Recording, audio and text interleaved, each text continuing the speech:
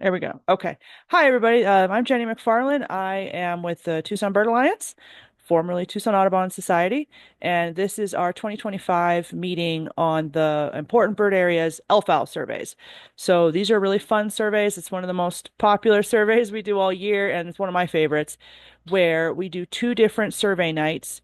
And this year it's going to be this Tuesday, May 6th, and Wednesday, May 7th. I know there was missed some cut and paste errors from last year on some of the materials I sent out, but it is Rincon Mountain District, the east side of Saguaro National Park this Tuesday night, and then Wednesday night, Tucson Mountain Park with Pima County, as well as Saguaro Park West or Tucson Mountain District. So this is for 2 nights of surveys. They are separate surveys, but the reason they're on these kind of odd days, you might think, why a Tuesday and a Wednesday, is because we do these surveys in conjunction with moon phases. So two reasons for that. One is it's a bit safer to walk around at night with some moonlight, and these are the nights leading into the full moon where the moon is actually up during survey hours and casting some light. And also, there's a lot of studies that suggest that small owls, like elf owls, actually call a bit more under moonlight. It's certainly true for nightjars. So things like porwills and nighthawks will definitely call more under the moon, and things like little owls probably do as well. Some research both ways, but many studies indicate they do, and I believe they do as well. So I'm going to go ahead and share my screen. This is going to be kind of a screen sharing heavy uh, meeting. Okay, we're doing screen two. I need to make sure I share sound and share. Okay. So these surveys are an important bird area survey. You may have seen some stuff on the Tucson Bird Alliance website about the elf owl surveys, but all the meat of what we need is not on that website. It's on our IBA website. So this is a project of the Important Bird Areas, which is a program I run here at Tucson Bird Alliance, and it's bigger than Southern Arizona. So this is a statewide program. So there's also Ty Saplee out of Phoenix who runs sort of the northern half of the state. So this is a project of IBA, which is why it's on this website. So the website that we're going to need, and this was all emailed out to participants, but just so you guys know, what we're going to need is on this web page. It's aziba.org, or if you just Google Arizona Important Bird Areas, it should show up. Let me do this actually from the home page so I can show you how you get to it. But from the home page, I do have it right here on the slider. But also, if you just go to survey resources, this menu option here of survey resources, and you can see all the different types of surveys that we do. But there's the LFAL one pretty close to the top, LFAL surveys of Saguaro National Park. And it's got a little intro. It's got sign up links that I have now closed since we're well beyond capacity on the not capacity, well beyond the limit I set, but I should be able to accommodate everybody. We're all on the wait list. But so those are closed now. But below that, I do have the information about the alpha survey. So this is the warehouse for all the links and some of the stuff I also put directly into the emails, but just so you know, it is all here as well.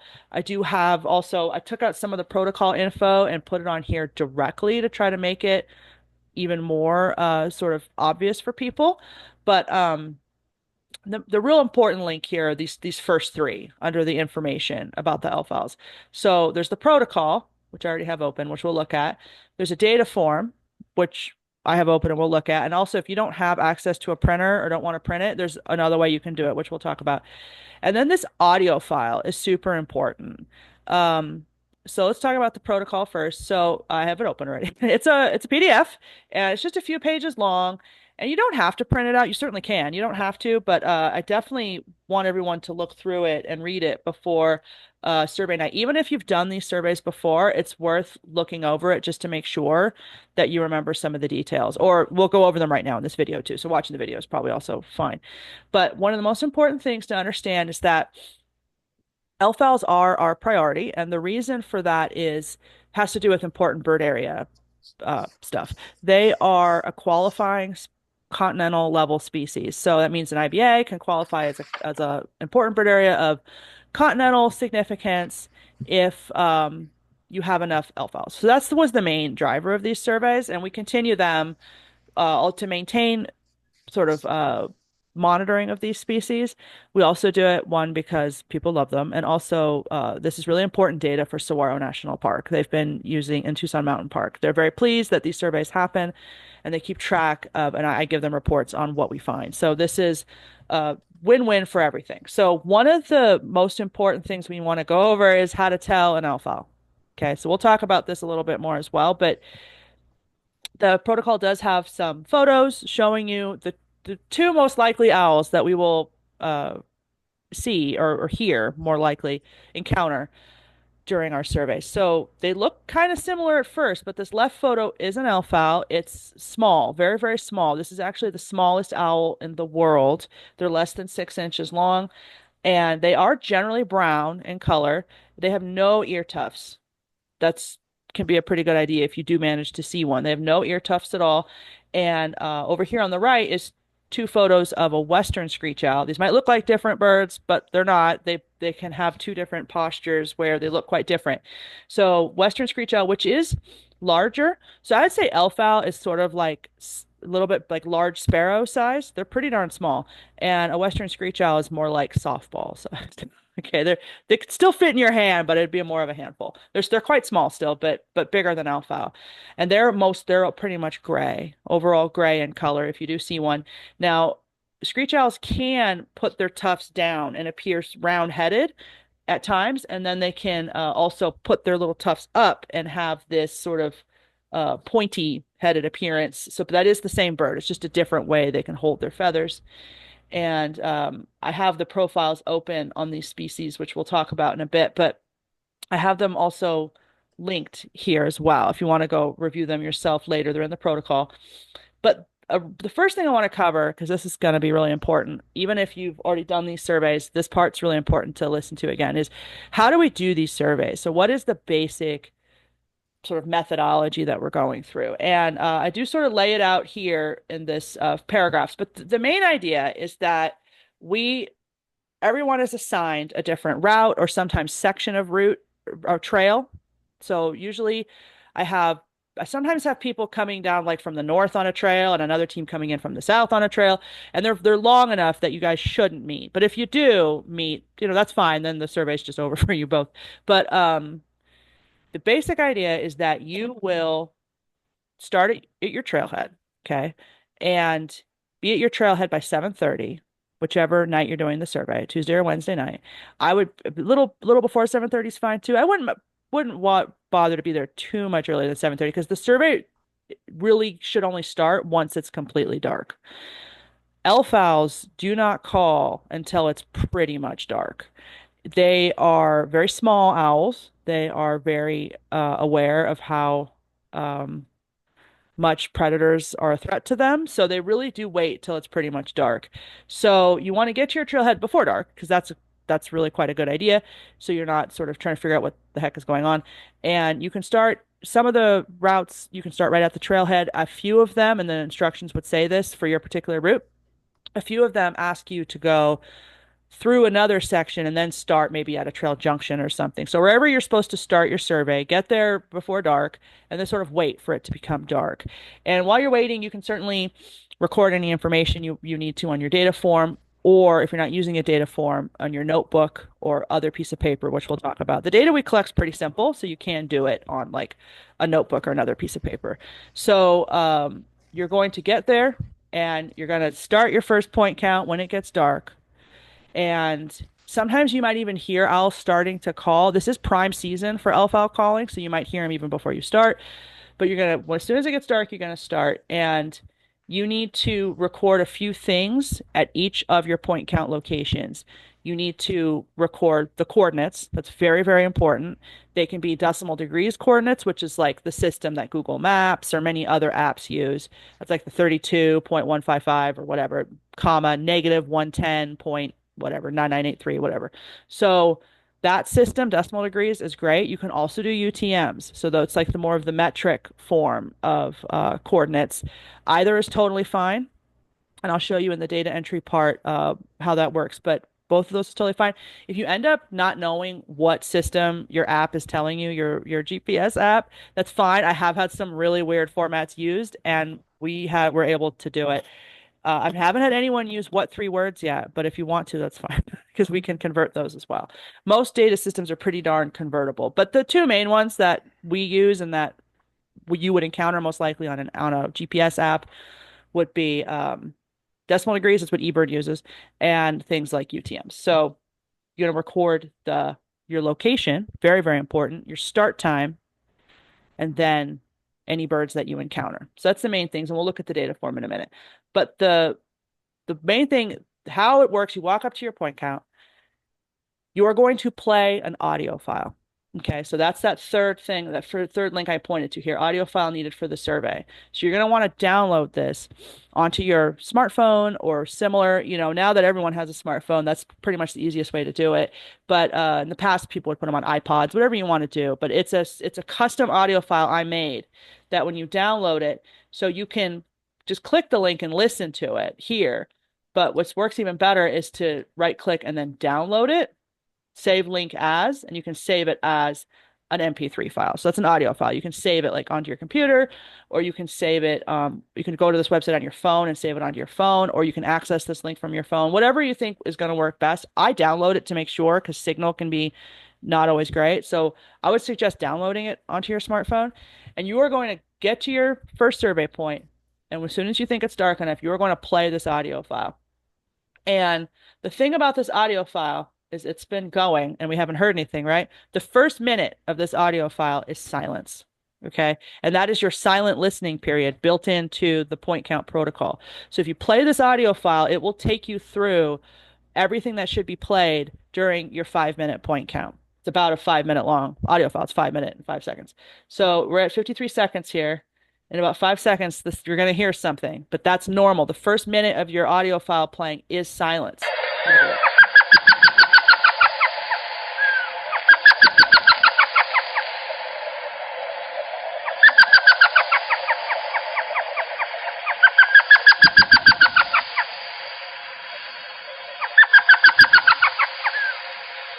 Okay, so it plays for about 15, 20 seconds, and then you're going to have a minute of silence again. So all this I lay out in the protocol here about the summary of the point count protocol. Minute one of silence, minute two, play LFAL for approximately 15 seconds, listen for the remainder of the minute. Then it plays LFAL again for 15 seconds, another minute. Then it plays Western Screech. So that's all built into that audio file. You don't have to like be timing it or trying to get on your app and get different calls to play on like the Sibley app or something. Now, if something goes wrong and your audio file is not working or something's not working, you can do that. You can just sort of wait for a minute, then play LFAL on any of your Bird ID apps that have the LFAL call. That's totally fine. But this audio file is for your like convenience to try to make it easier. So don't panic if it's not working out in the field and like, oh my God, I can't get the audio file to work.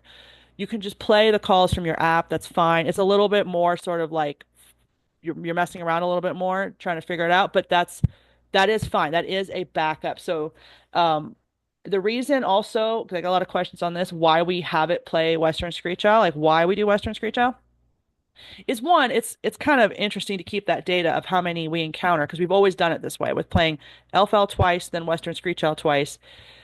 And it's not just to get data on Western Screech Owls, which is cool, but another thing about Elf is they sometimes, and I've had this happen more than once, where you'll be doing a survey and you'll play elf owl, nothing. You'll play elf owl, nothing. And then as soon as you play Western Screech Owl, the elf owls can answer. I don't really know why it's just must be an aggression thing, I'm guessing, because the elf owls are small, like chihuahuas. They can be a bit aggressive.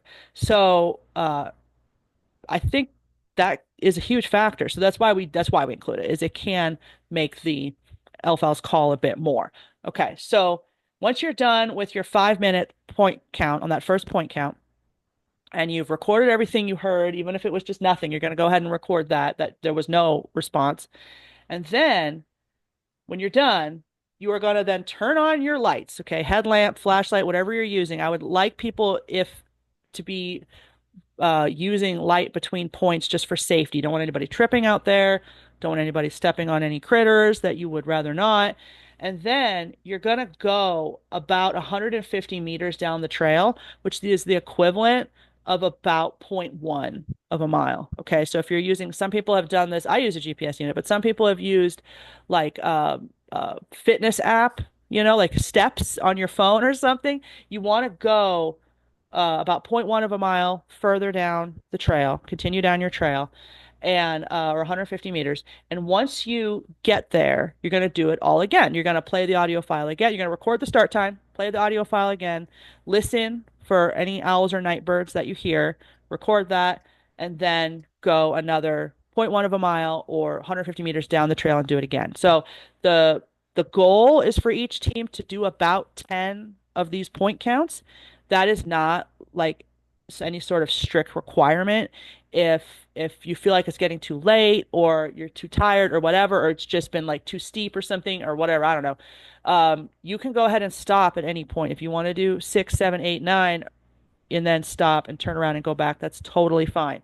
So, but the goal, it's about 10 is what we have people generally are able to do and then be done. And usually people are wrapping up anywhere between like 10:30 and 11:30 p.m. sort of back at their vehicle.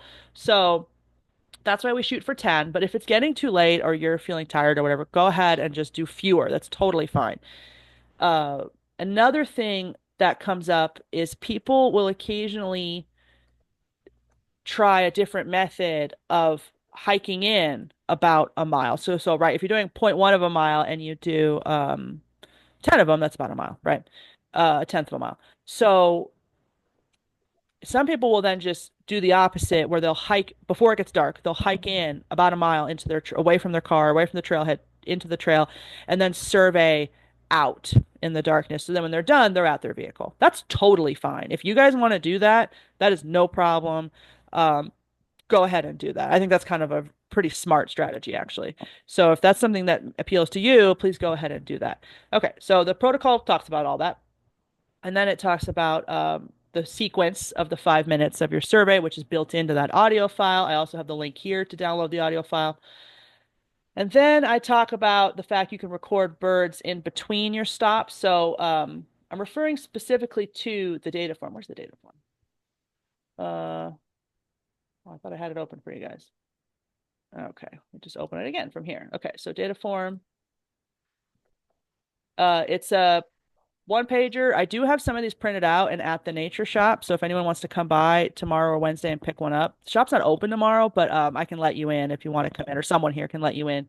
But I do have some of these printed out. But it's a pretty darn simple form. So if you want to do this in a notebook or something, you can go ahead and just sort of copy down these headings in a notebook and just make sure you record them for each of the stops. But the main thing is here, the stop number, the coordinates, start time, the species that you encounter. We do like, if we can, to do approximate distance and direction because when I put the data into the maps, rather than have all your birds show up on the point that you're standing, I do extrapolate out new coordinates for the approximate location. If you think it's to the east and it's, 50 meters to the east, I do extrapolate that out. And so we can get some kind of a more accurate results map. And we'll look at what that looks like in a few minutes. And then whether or not it was a pair, that specifically applies to elf owl, whether or not it's a pair. And how you know that, I'll show you in a second. One good way to know that, sometimes you see them together, but or you see a female looking out of a nest hole or something, that's clearly a pair. But and then any notes of anything you collect. So on the protocol itself, it does talk about some of this stuff. It talks about detecting of little owls. And again, I have like a summary of each of these species that we may encounter, which I have the profiles open that I linked to in here. So we'll go over those real quick. But it is pretty important that you have an app on your phone or something or a device or something that you're comfortable using that will let you do coordinates and GPS. Okay, so that's pretty darn important. So I do have a link here to an online document where we talk about different apps you can get. Like there's some paid for ones that are really good, like Gaia, or people do, or I think they might even have a free version. But I use one called GPS Status that I really like. But whatever works for you, an app that will record the coordinates of where you're standing is what you really need. Okay. And especially if your app has some sort of compass in it, that can be really helpful too, because then you're like, oh, it came from that way. And you kind of point your phone that way and be like, okay, it says here that's 130 degrees. And I say, I don't know, what do you think? 10 meters? Yeah, put down 10 meters. That's totally great. If you can do it like that, that's super helpful. And I know it's really hard to estimate distances of something you're hearing in the dark calling away, but it's all sort of relative, right? So if you think it's really close, you're like, it's right here, then put, 1 meter. If it sounds really far away, it's probably 50 meters or more. So it's just it's real sort of comparative. So don't worry about trying to get it like super exactly right. Just your best guess at how far away and what direction it's coming from is really, really helpful. I have a whole thing on here about safety. So I really do want people to use light in between the points. And then when you're doing your survey, you go ahead and turn your lights off because that can sort of help maybe make the owls call or help you focus on the owls. But and then you should be staying on one spot. So look around, make sure everything's safe where you're standing before you go ahead and turn off those lights or use a red, maybe the red light. Some people use like red headlamp at this point. Either way, and just stay put and really listen. And then when you're done, turn the lights on and go on to the next point. So I really do feel strongly about that. If you're very comfortable walking in a moonlit night, you know, I will allow it. But if you're not, then go ahead and please do use your lights. So we talk about the different species here. Okay. So that's the basic protocol of what we're doing for that evening. Um, I also want to let me cover some basic protocol stuff. Let me continue the protocol thought before we dive into the owl species stuff, since some people may already be familiar with that. But so once you're done, and I'll send out an email to everybody about this. Once you're done, I do want people to go ahead and enter their own data. This does not, please, you do not have to do this the night of. You'll be quite late when you get home doing a nighttime survey. But the next day or so after the survey, I'm going to share a link to a spreadsheet that's going to look a lot like this. And this is last year's data entry spreadsheet. I will share you editing access to this spreadsheet. And you can go ahead in here and enter your data. So like, don't want to pick on anyone. So let me see if I can find mine. Here we go. Okay. So you're going to go ahead and put in sort of your location, Saguaro, whether it's Saguaro East, Tucson Mountain Park, or Saguaro West, the name of your route, that's very important, your names, stop number, whatever, whatever, and then the coordinates. Now you don't have to put in both. Put in one or the other. If you have UTMs, put in the UTMs. If you have the decimal degrees, go ahead and put that in. The reason this looks like that is because this is a data sheet that I edited. Okay, here's what it looks like when people are doing it. They're just putting in whichever one they have, and then the start time of each point, the species they encountered, the distance they estimated it was, and the direction. So you can see here that this team here had points where they had no birds, but I still want those points. Okay, I still want you to record the location and the start time, even if you don't hear any birds. That's very important because that goes on our map as like a negative result point. There was no birds there. It's very important data. And then when they have a bird, they go ahead and put it in. Now you can see here they have two stop eights. I don't know why they did that. Let me find another one that does that. So mine here. You can see here that I have 3 5s. And the reason I do that is because there was different birds happening. I had two elf owls from different directions. Um, Compass, I had them at 8 degrees and 302 degrees, or you could do like north and south, whatever you want.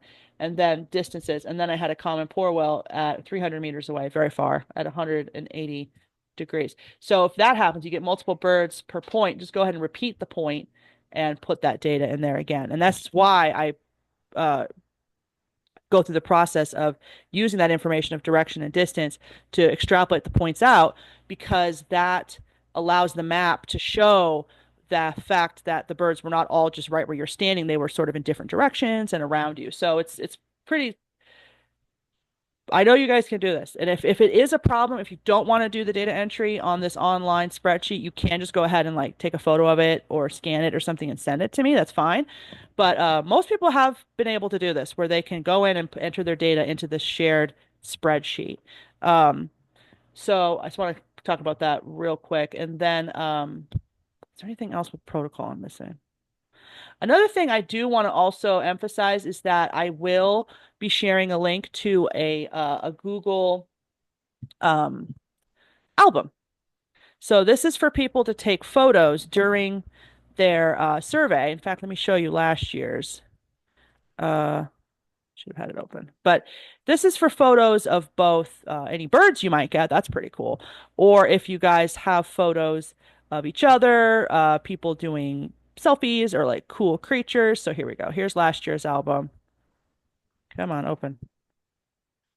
And we've had really good participation in this, and it's actually really fun. People took photos of the sunset or like frogs and stuff they saw, cool things before it got dark. And then after it saw cool scorpions or like Here's a cool picture of an owl that Alexis got. So, screech owl. So, fun photos are strongly, strongly encouraged, and I will be inviting you all to an album that we can then use to see other people's stuff. So that's really fun. So if you're up for it, I would suggest you do that. All right, so I want to go over the owls real quick, and I do link to this also in the protocol. But this is the Birds of the World page for elf owl. So it's a small brown owl, very, very small. Um, geez, log in. No, not that one. I have multiple eBird accounts because of Tucson Bird Count, so it has to be mine. Now it should work. All right. So Birds of the World is really good, actually. All right, so we're gonna go alpha.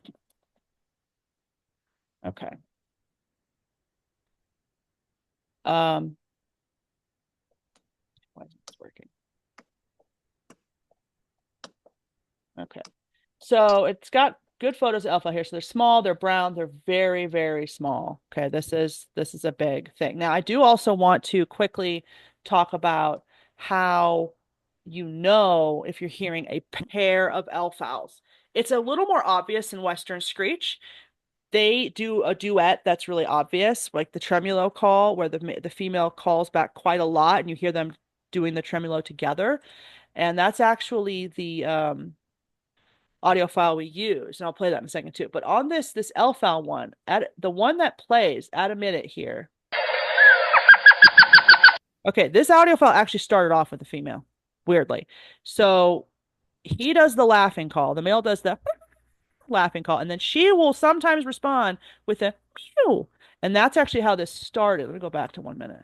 So if you listen, you'll hear a little single note call, and that's her. And he laughs. That's her. And then she doesn't do it after that. But the first two times the elf male calls, she does the duetting mew. No, she did it there. Mew. In response. It's not as loud as the male, it's a little quieter, but it's really, once you know to listen for it, it's actually really useful. And that is the really good sort of indication that you have a pair, that the female is doing the little mew call back. All right, so let's go to what is it? Probably 3 minute here. This will be the screech owl.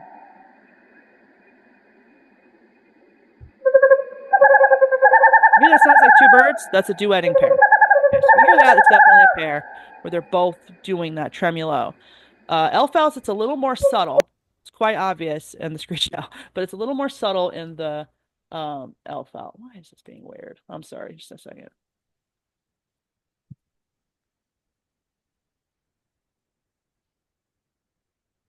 All right. Trying to get to the good stuff here. Birds of the world. Not what I want at all. Elf owl. All right. Yeah, okay, now we're in. All right, so you have all this great information about elf owls here, and then let's actually listen to some of their sounds. Okay, so it talks about you. It's interesting too. I have a whole talk I have online about this too, about their different breeding populations. It's really interesting. They are migratory though. They do are not really here in the winter, but they should all be back now that it's May. Um sounds, there we go. Okay, they moved things around in here. Okay. So definitely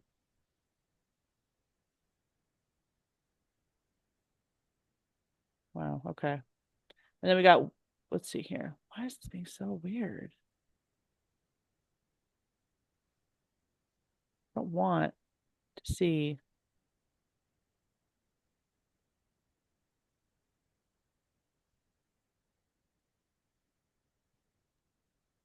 Jenny, I think they removed the audio part. Why? That's so annoying. I Okay, well, know. thank you, because this is different. I'm totally amazed because this looks different than it did like a week ago. All right, so um the audio files I have here are actually pretty good.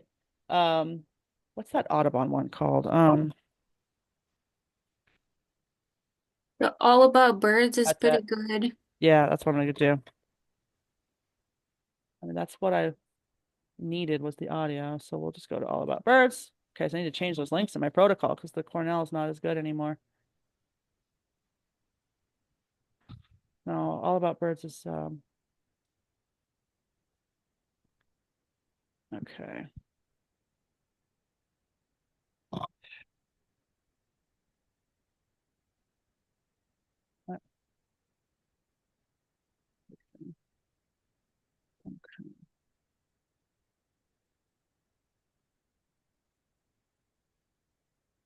Will this let me do it? Okay, here we go. So the basic All About Birds is better, and I think that might put I should link to anyway. All right, so we're gonna listen to Alpha. Good recording.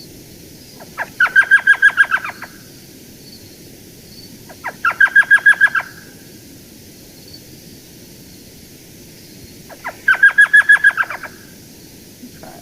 So this one isn't including the female call. That's why it's important to point that out in this audio file that I played, the one we used for the survey. So that's helpful too. You're out there, you're doing the survey, and you can kind of hear that female call that the recording starts off with, and then it happens again on his second round of singing. That is really very, very useful.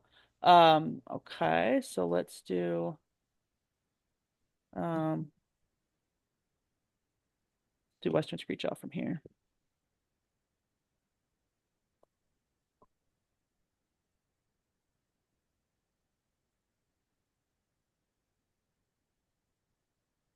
All right.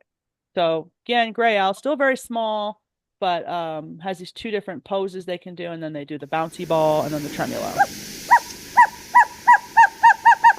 The way it descends is a bouncing ball.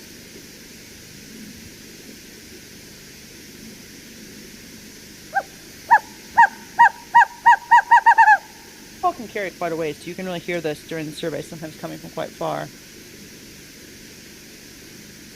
Okay. Okay. So other animals we may encounter is great horned owls, and I do want to be very um clear about great horned owls. If you encounter great horned owls, that's great. If you're hearing great horned owls calling, and that's the real sort of well-known the whoo whoo whoo whoo kind of call. If that's calling from quite far, don't worry about it. Just go ahead and record it. If you have a great horned owl within, say, 50 meters of your point, and the protocol talks about this, but if you have a great horned owl very close to the location that you're doing the survey, I want you can stand there for the 5 minutes, do listen for elf owl and screech owl and record them if you hear them, and other night birds too, but don't play any little owl calls. So elf owl and screech owl that our audio file uses. Go ahead and skip playing at that point, and you can make a note that great horned owls were too close. And the reason for that is great horned owls are known to predate on little owls like screech owls and elf owls, and we don't want to distract an elf owl or a screech owl and make them more excited, and they come closer to us because they think it's like a rival or something, and then they make a mistake and they get grabbed by a great horned owl. So we're gonna go ahead and skip playback, or just you can even just skip that whole point if you want to and just keep going. But I've had it happen, and I'll just actually just stand there for the 5 minutes and listen. And sometimes you do still hear elf owl and screech owl and record that great horn owl and then keep moving. Doesn't It's okay if they're far away, but if they're really, really close, don't play. Okay, so that's in the protocol, and I really want to reinforce that because it's very important. Lesser Nighthawk. This is one that is really cool. You might see them flying around before it gets dark, sort of at sunset is when they usually take off and start hunting for insects at night. They fly around with really long, pointy wings. Here's a good um, photo of one really, really cool pointy wings. And they have this great song they do where it sounds like this like, kind of call. And you can hear that in your apps too. It's a really great song that they do. It's a little trill, little purring trill they do as the often under as the moon comes up. So if there's moonlight that night, if the weather looks okay, it's not supposed to be too cloudy or windy or anything, but if everything cooperates, they do sometimes sing, and this is the right time of year. And then the other one you're very likely to encounter is porwell. Okay, common porwell. And they do that little poor will kind of song. They're very cool. So I do want to quickly show this cute video that I do show every year at this meeting because I think it's great of from PBS of an elf owl because this gives you a good sense of how they move and sort of what they're capable of and what they're eating and all that. And then we'll talk about logistics of where everybody's going. Okay. A voracious predator is closing in on Big Bend.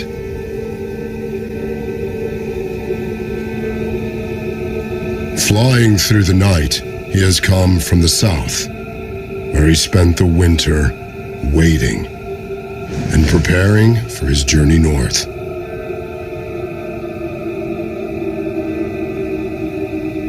For the next 5 months, he will bring a swift and silent death to countless creatures of the Big Bend night. He is an elf owl, the very smallest owl in the world, barely 5 inches high and weighing less than a tennis ball. But for elf owls, size truly doesn't matter. They'll tackle prey almost as big and powerful as themselves.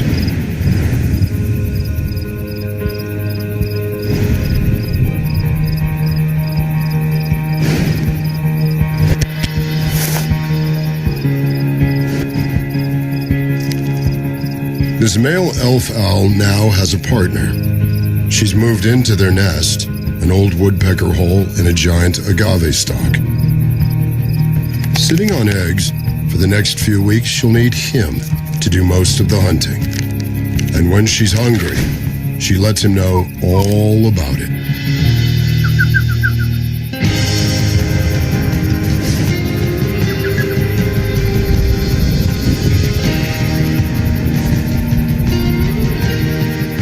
From dusk to dawn, the male scours the surrounding desert for fresh supplies.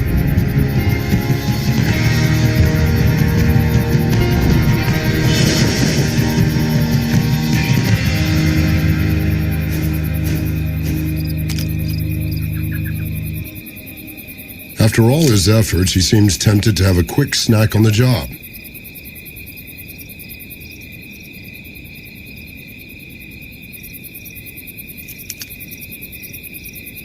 But Mom is not impressed. Sitting on 3 ravenous chicks, she's not tolerating that kind of behavior. Every scrap of food is precious now. And with another 3 or 4 weeks before the young leave the nest, this extraordinary little father is facing many more hunting missions through the long desert nights. I love that. I just think that's so cute. So I always show that. But it's also actually really instructive because there's a few things going on there. One, she did do the female call. You could hear it there for a second.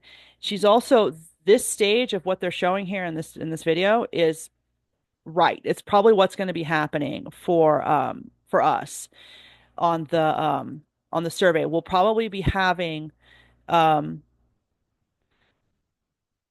uh females on eggs looking at what I've had this when we do our surveys in May. The females will sometimes be looking out the hole calling at you, and they do that continuous call. The part of the video where he said, and and she's hungry and she lets him know about it, and she does that sort of really, it's like the mew but continuously kind of call.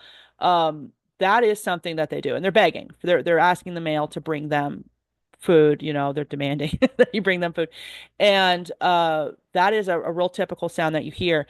And also, if you do hear one doing that around you, take a look around. If the saguaro's near you, you might see her looking out of a woodpecker hole. Now, this video was shot in Big Bend, so there's no saguaros there, so they're nesting in an agave stock. But here, they'll most likely be in a saguaro. So I have seen this in early May during the survey, where you'll look at a hole and you'll see the little brown face and the little yellow eyes looking out at you, calling. And you can put kind of a dimmed flashlight on that and take a look, or even try to get a photo. It's really cool. I do bring my binoculars on this elf owl survey. That might sound counterintuitive, but if you do get light on an owl, then it's really fun to be able to then use your binoculars to look. Another thing I want to point out real quick is trying to see. Now, some people are really good at this. I struggle with it a bit, but I always take my sister on this survey, and she's really good at it. Because we have moon on both of these nights, when you're playing the call, don't just listen. Listen very intently for a response, but also watch because sometimes you'll see the owls fly in. And you don't see them in like a daytime kind of way. But what it is it'll look like a shadow of darkness moving across the lit sky. And if you watch and you see where they land, that really can increase your odds of getting a look at these birds. Because when they're calling from the inside of a mesquite or something, and elf owls aren't stupid. I feel like screech owls, this works a little easier with screech owls because they'll sometimes sit out in the open. But elf owls will often land in sort of the center of something like a mesquite or a palo verde or something and call at you. But if you see what part of the tree they're landing, like if you see that dark silhouette moving across the sky and then landing, that really increases your chances of getting, your flashlight or your headlamp on those birds to try to see them. Okay. If people want to try to see them, that's great. I know I have a few people on these surveys that will look to get photos of them. That's also totally fine. Um, encouraged even. So I do feel like really bright strobe flashes are a problem. Can be, it's worrisome enough that it could be a problem for owls. So let's not go ahead and use those. But otherwise, um, even just a flashlight on the owl with your camera, you can often get a pretty good photo. So anyway, I just want to point that out that um, watch for those silhouettes that are flying. That can be really helpful and females looking out of little holes, the saguaro holes, because it is the right time of year, and also that continuous call or the female call are very, very useful to know. I mean, the male call is pretty obvious. He's laughing. He's doing the elf-like laughing that the bird was named for. But okay, so in terms of, I want to cover one more last thing of logistics here, and let me move this over here. Okay, and I'm going to share my screen again. Okay. I am in the process. Thank you, everyone who responded to my survey on what route they want to do, or if you just said any route. That those responses are really helpful. I have been going through those, and I have that information. I've been putting it into my document of who's doing what route. So how everyone's going to know what route they're doing, or if you got your request. I think I've been able to accommodate everyone so far. I'm nearly done going through all the requests. If you don't know what I'm talking about, there is a survey link in the info email I sent of where you could list your preference. Now, if you don't have a preference, that's fine. I can just assign you a route. That's no problem. But I wanted to give people a chance to say which one they wanted to do. And let me pull my map up. I had it up, but I don't know which window it's on. So, what I'm going to do is we'll send everyone access to this document. This will be a public document. It's not public at the moment, but it will be a public document where there's a description of all the routes here on the right, and then your name and the name of your teammates on the left. And that's the route you're assigned to. Okay. So it has a description of the route, and these correspond to the map. And another thing I'm going to do, I've done this in past years, and I think it was really helpful to people, is I am going to then also put markers on the map. What I'm going to do is turn off the alpha data. Why is that even on? Okay. And I'm going to put markers on here that also have your name, the name of your team, and, your names, your people names. I'm going to put labels on. Okay. So then it will say which one you're doing. Okay. So you could go here, you could see, okay, oh, that's me. And then there'll be a marker on the trail. So there'll be a description for you as well as a physical marker on the map. Now, I'm not saying you have to go to this point. I'm just trying to indicate that this is the trail that you're doing. Okay. So I'm going to be doing both of those, and I'll be sending that out later today. It's nearly done of who's doing what. Now, if you're not on my sheet that is made public later today, definitely let me know and we'll sort it out. And then what I'm going to do is if anyone has questions on where you're going or what the heck this means or whatever, I will be around all day tomorrow here at the office, and you can email me or call me or text me or whatever, and we'll sort it out. We'll make sure everyone knows exactly where they're going before, survey time tomorrow, or Wednesday if you're doing Tucson, the west side, Tucson Mountain Park, or Tucson Mountains of Saguaro National Park. So we've done it this way in the past where I sort of publish an online Word document that has everything there. And the reason I do it that way is if I have to make a change, or I have to move somebody, we're not sending out a new attachment over and over again. It's just an online document that you link to the view that I can edit. No one else can edit. So that's the the basic idea here. And so everyone will have their route assignments later today, and I'm also going to put it on the map there so people can see where they're going. And I would like to open the floor for questions. Does anybody have any questions? Is there anything in a chat or anything? Okay. All right. I'm trying to think if there's anything else I didn't cover. I don't think so. So if anyone, any questions for anybody? Oh, I see a hand. Yes, Joe. Let me unmute you. Ah, I think I muted you again. I'm sorry. I was trying to unmute you. Am I good now? Yes, I can hear you. Great. Regarding the GPS, I have an iPhone. It's a new one. It's up to date. Can I take screenshots of GPS locations as I see it and enter the data when I get home? I'm an old gal with bad eyesight. Not, Yeah, that's totally fine. Yeah, if you have uh, an app up that's showing you your coordinates, yeah, go ahead and screenshot it. That's totally fine. and that'll give me the direction also in which I'm hearing it come from. If you point it in that direction while you take your Yes. screenshot, yeah. Yeah. No, yeah. Okay, great. Thank Yeah, you. that's a good idea. I've never done this before, so I'm really nervous. Oh, okay. Yeah, don't worry. I mean, it's the basic idea is just record where you are is the main thing, and then and the direction that the birds are, you can be real basic. You can do like northwest, north, or like you said, point your phone at it and then screenshot it would give you the decimal degrees. That's also quite helpful. Okay, great. Thanks so much. And thanks for doing this. It's really looking Sure. forward to Yeah, it. it's gonna be good. It's gonna be fun. Okay, and then I see Tika has a hand up. Go ahead, Tika. Hi, okay, so just more clarification when you're saying like how do you guesstimate how far a bird is when you're wanting to record that data? Yeah, it's real tricky at night. So if anything sounds pretty close, it's probably going to be like I'm talking about alpha. Alpha that sounds pretty loud is probably going to be within 10 meters. And you can just sort Okay. of just honestly, your best gut guess is what we're looking for here. And if it sounds far away, it's probably 50 meters or more. Screech owls, their voices can carry a bit farther, I'd say. So if anything sounds real close on a screech owl, it's probably within, say, 20 meters, and then further out, 50 or more. Uh, Lesser nighthawks, you never really hear them too far. Their voices don't carry that far in my experience. But a poor will, my gosh, their voices can carry really, really far. And the poor will is probably on a cliff face or near a cliff face. If you hear a poor will and it's in the direction you hear it coming from, there's a cliff face over there, that's probably where it is. So, I mean, poor wills will carry well over 100 meters, the sound.